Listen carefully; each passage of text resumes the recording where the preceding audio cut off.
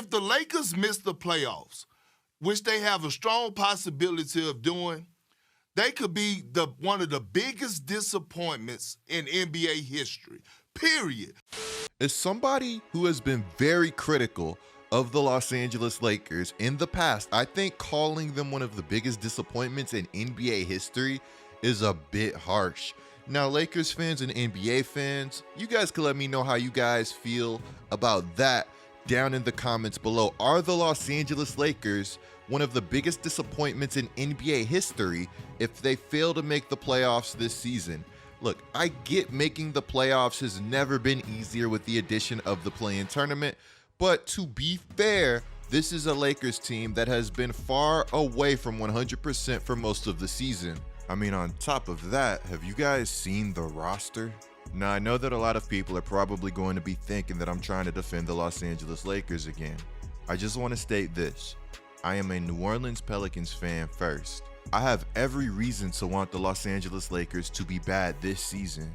The New Orleans Pelicans retain the Lakers pick if that pick falls inside of the top 10 in this year's NBA draft. I haven't talked about this year's draft too much on my channel, but man, that's going to change in the near future because I absolutely love it. This draft is loaded. If that Lakers pick were to fall inside of the top 10, the Pelicans could be looking at adding a guy like Johnny Davis or Ben Mathurin. JD has a Devin Booker type of feel to his game, and Ben is just tough. Did you guys see his dunk in the NCAA tournament? That's just somebody that I would never want to have to jump with. I wanted to name some of the higher ranked prospects that I also like, but I really don't want to get ahead of myself. Now, while I'm currently defending the Los Angeles Lakers from being the biggest disappointment in NBA history, I'd be lying if I said that this season hasn't been disappointing so far. From top to bottom, the Los Angeles Lakers knew what was at stake going into Sunday's game. They knew that it was going to be a must-win game and a hostile environment. So what happened? This video, we have to talk about it. But before we go any further, let's get a word from our sponsor. Shout out to Dr. Squatch for sponsoring today's content. They make these all-natural bars of soap, shampoo, conditioner, deodorant. I mean, you name it, and they have it. Let's check out some of the stuff they sent me. Cedar citrus right there. And then we got a little bit of cold moss. And then we have my personal favorite, which smells great all of the time, pine tar. It's like people know when I use Dr. Squatch. I always get comments, especially on this pine tar. Hygiene is really important to me, so naturally, I take my hygiene really serious. That's why it's good to have a brand like Dr. Squatch in my corner. Remember when I told you guys that Dr. Squatch is all natural? If you don't believe me, check it out. You could read all of these names on the ingredients. I'm not making this up. I love transparency. I love feeling and smelling good, and that's why I love Dr. Squatch. Seriously, guys, try a bar of Dr. Squatch. Try their shampoo, all natural. You'll feel the difference. Let me know what you think. Now, you guys know I had to get you with the code. New customers can get 20% off on orders of $20 or more. All you have to do is use my code, GETLIKECOOP, and click the link in the description below. A giant shout out to Dr. Squatch for supporting our channel. For everybody that forgot, about a month ago, the New Orleans Pelicans embarrassed the Los Angeles Lakers on their home floor, beating them 123-95. I knew the Los Angeles Lakers wouldn't forget. I also knew that the Los Angeles Lakers would know exactly how important Sunday's game was. In both conferences, the play-in tournament is coming down to the wire.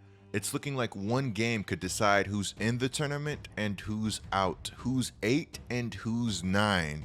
When I saw LeBron James picking up Herb Jones full court, I knew we were going to be in for a long night. At 37, LeBron is still one of the best players in today's game. When he's rested and playing with an edge, he's just a different type of player.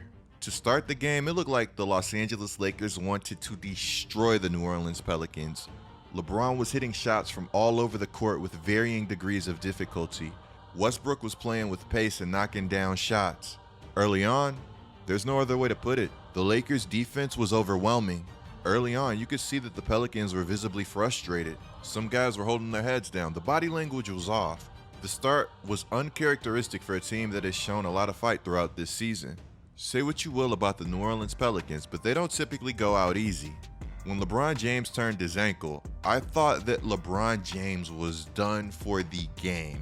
In the words of LeBron James, it's horrible. I lost all explosiveness. A lot of my game was on the perimeter after that ankle injury.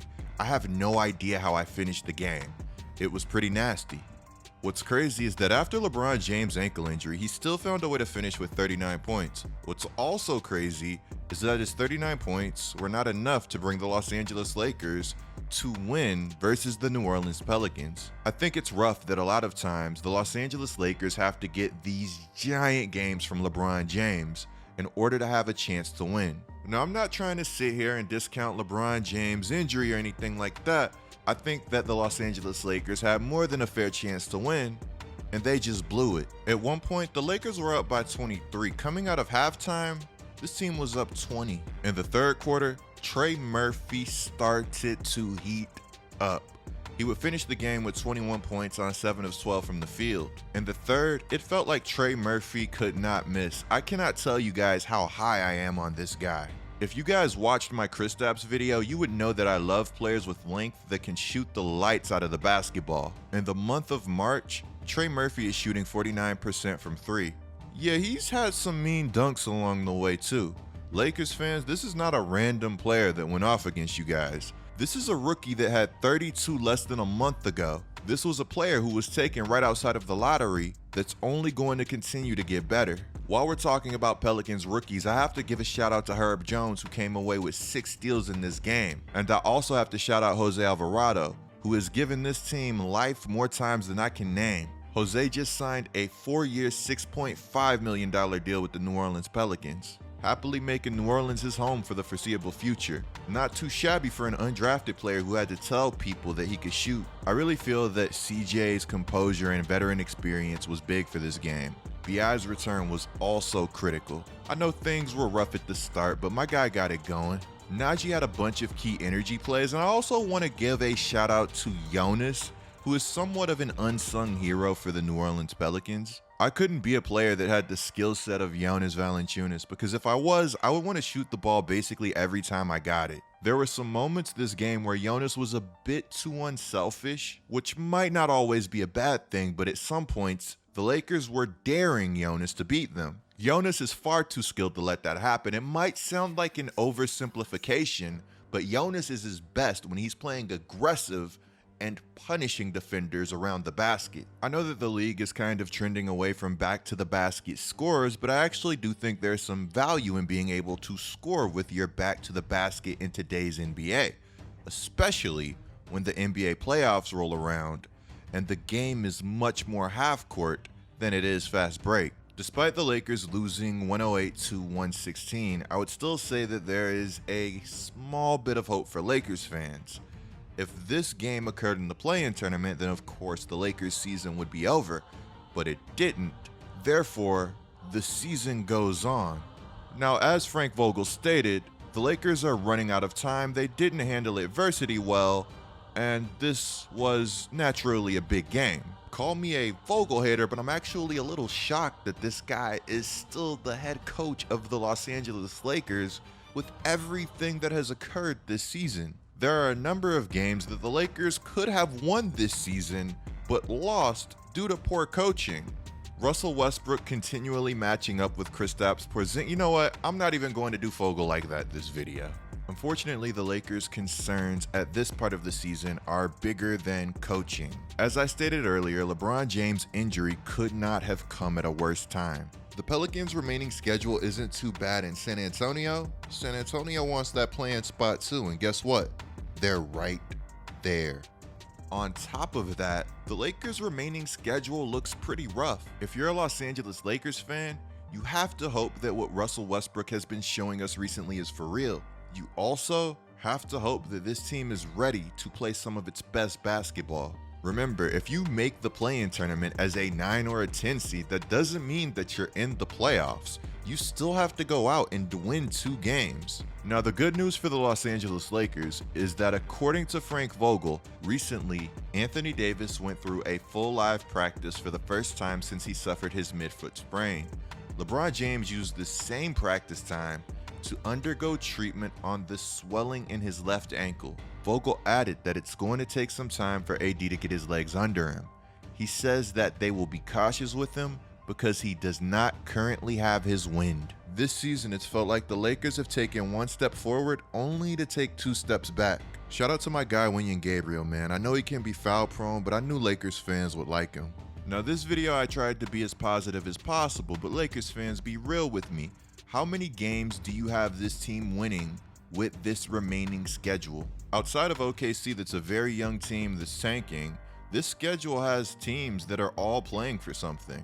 Meanwhile, the San Antonio Spurs' remaining schedule consists of the Portland Trail Blazers twice. They are also a team that's pretty openly tanking. I can't be the only one that thinks that Pop would love nothing more than to knock the Los Angeles Lakers out of the play-in tournament and keep them out. Pop has a ridiculous amount of accolades, but somehow I feel like doing this would just top all of them for him. I'm joking, but seriously, I think he'd enjoy it. The Lakers' L versus the Dallas Mavericks was ugly. If you were the Los Angeles Lakers, is there any chance that you shut LeBron James or Anthony Davis down early? Realistically, are you expecting to make noise this season if you're struggling to reach the play-in? Let me know what you guys think of everything down in the comments below. Clicking the video on the screen right now is a great way to support my channel. I'm GetLikeCoop, bringing you guys the scoop. Until our next upload.